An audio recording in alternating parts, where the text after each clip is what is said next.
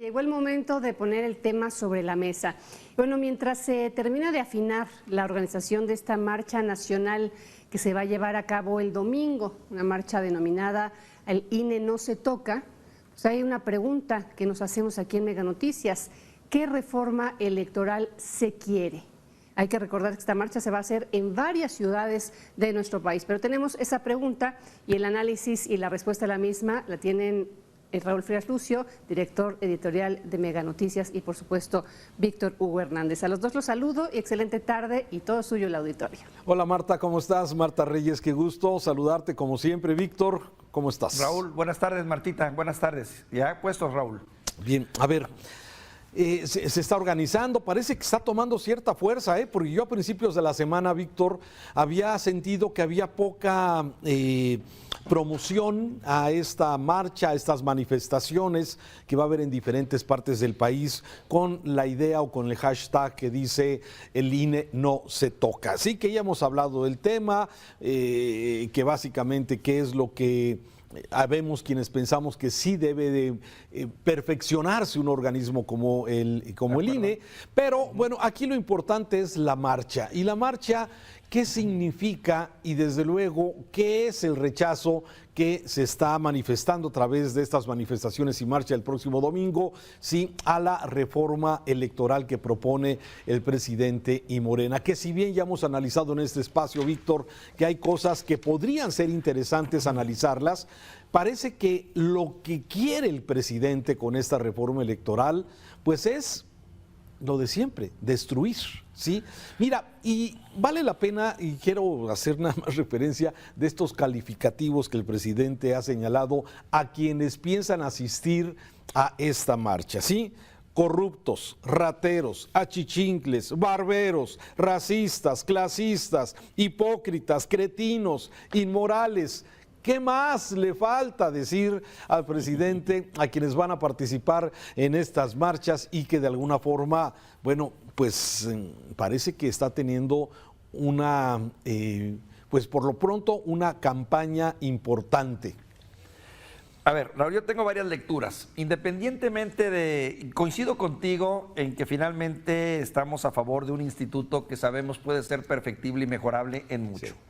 Como también coincido contigo en que sí hay cierta percepción muy marcada de que el presidente mañosamente mete algunas iniciativas con las que pretende capturar a ese INE y que a final de cuentas el mensaje que queda es que lo quiere regresar a los tiempos de cuando era el Instituto Federal Electoral y cuando el famoso Bartlett y cuando se caía el sistema y todo eso. En pocas palabras, que el gobierno controlaba este organismo que mucho ha costado a la sociedad conformarlo, con sus altibajas. 3 décadas, 30 años, poco más de 30 años que el INE funciona, en las que ha tenido altas y bajas, pero que creo que en el saldo final sale favorable.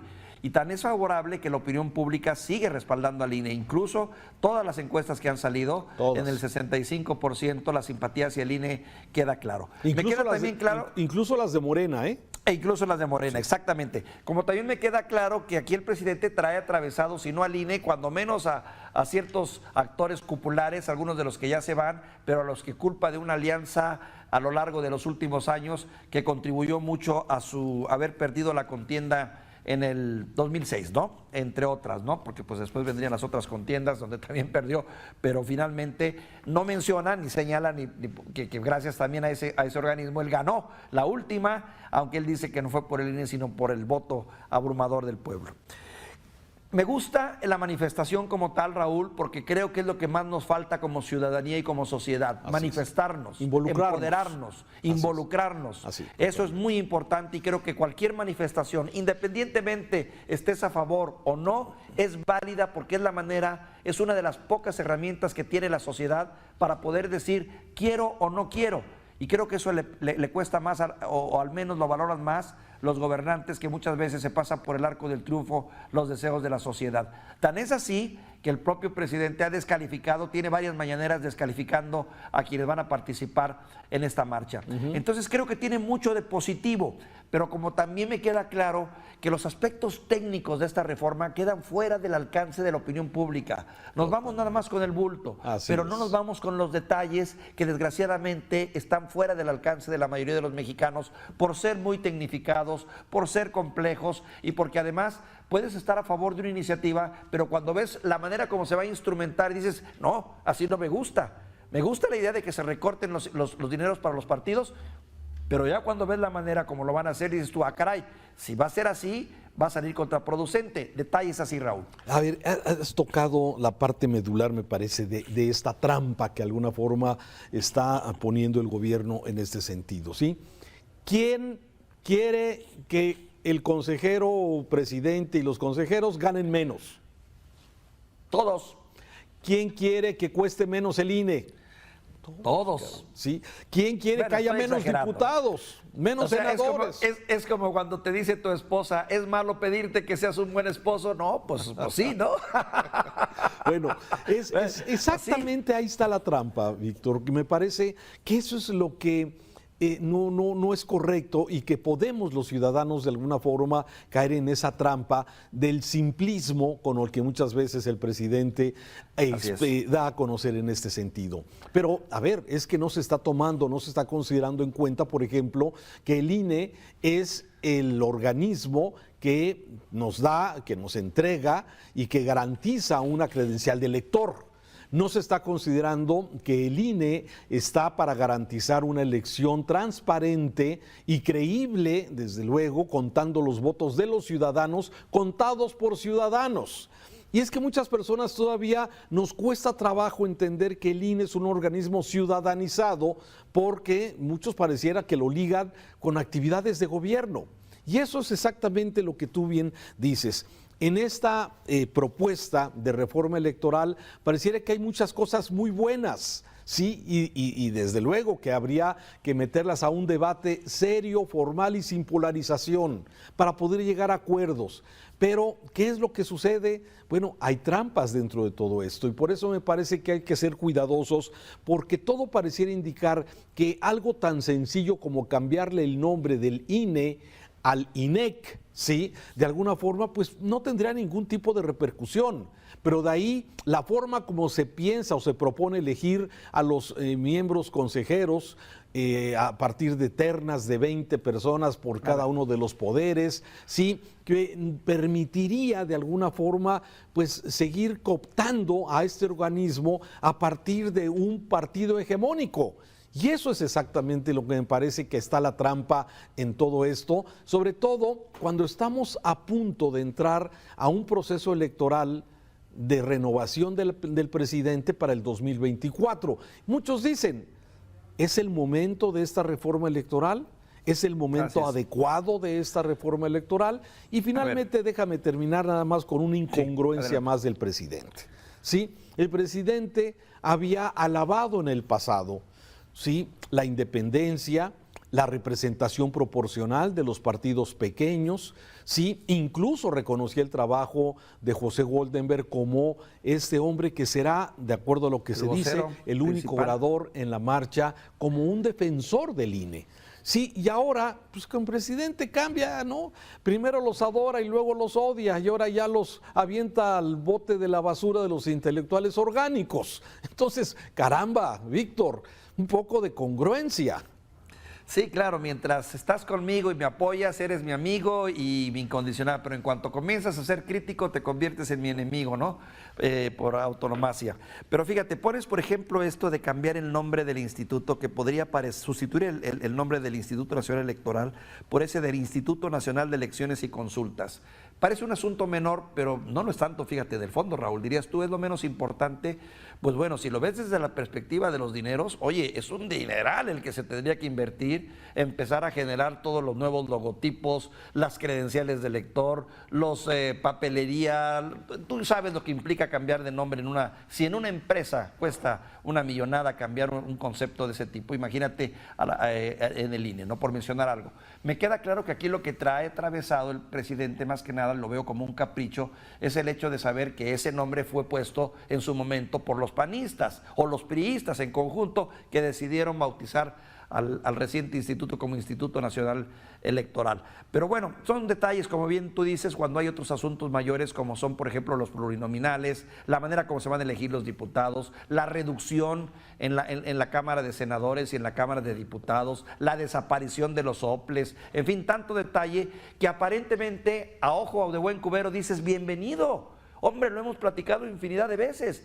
El tema es que cuando empiezas a ver la manera y la forma, claro, sí, te das cuenta que hay cierta maña política. Pero además, perdóname que lo justifique, Raúl, hay otra manera de trabajar, hay otra manera de pensar y actuar de nuestra clase, incluyendo la del presidente, que sea fuera de la política. Toda su vida lo han hecho. Toda su vida lo han hecho bajo esas reglas y, obvio, bajo la regla también de que quien tiene el poder, pues ejerce el poder. Oye, pero yo creo que sí hay una diferencia. Sí, en otros sexenios, sí, por lo menos era un grupo de personas los que gobernaban. Sí, en este sexenio la característica es que es el sexenio de una sola voz, de un solo hombre, de una sola voz, de un capricho de una sola persona. No hay consenso. Es la visión. Sus secretarios de gabinete, no sé. ¿A quién escucha el presidente? No se sabe, ¿sí? Se escucha solamente él mismo, ¿sí? Y bueno, de alguna forma es esto. Ya veremos. También yo me pregunto y te pregunto, ¿sí? ¿Qué se espera de esta manifestación del próximo domingo, sí? ¿Van a cambiar las cosas? Un presidente que ha mostrado que es terco hasta la coronilla, ¿crees que va a cambiar porque vea que se manifiesten algunos miles o a lo mejor millones? Es que ¿sabes dónde va a estar? Es que es en los partidos donde está la decisión final, Raúl. Al final del día habrá que ver qué posición va a tomar, sobre todo el Partido Revolucionario Institucional, que con todo y su agonía y su pobreza en estos momentos sigue siendo un factor de decisión importante. Más bien los partidos tendrán las agallas para poder realmente representar lo que la ciudadanía quiere, o se van a poner del lado del presidente. Ya nos pasó con la reforma militar, con la Guardia Nacional. Eso va a ser muy interesante, ¿eh? Sí, mucha cola y mucha lengua.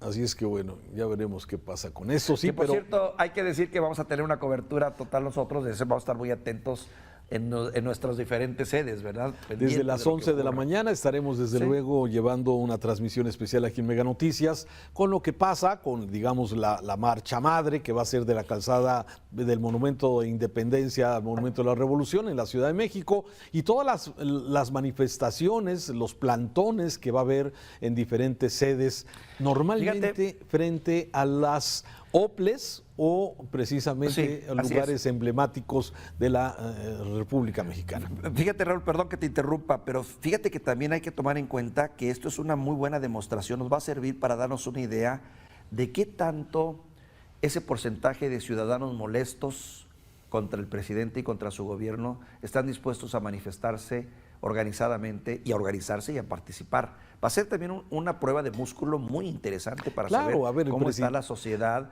que no está a favor del presidente y que no quiere decir que sea malo. El presidente se supone que para eso estamos. Hoy dio datos, dio cifras. No sé de dónde las sacó, pero bueno, el presidente inventa cosas y bueno, crea. Los otros datos. Dice el presidente que podrían ser de 10 a 30 millones de personas que entran dentro de esta clasificación de las que ya dije, cretinos, inmorales, racistas, clasistas, corruptos, rateros. 30 millones. Calcula, no sé de dónde saca el número el presidente, pero bueno, es de alguna forma interesante, como tú dices, ver lo que va a pasar el próximo domingo. Muy interesante. Aunque dicen no todos son, ¿qué? Oligarcas, ni grandes empresarios, ni la mayoría somos aspiracionistas, ¿no? Por calificativos no paramos. Saludos, Raúl. Gracias, Víctor. Un saludo igualmente.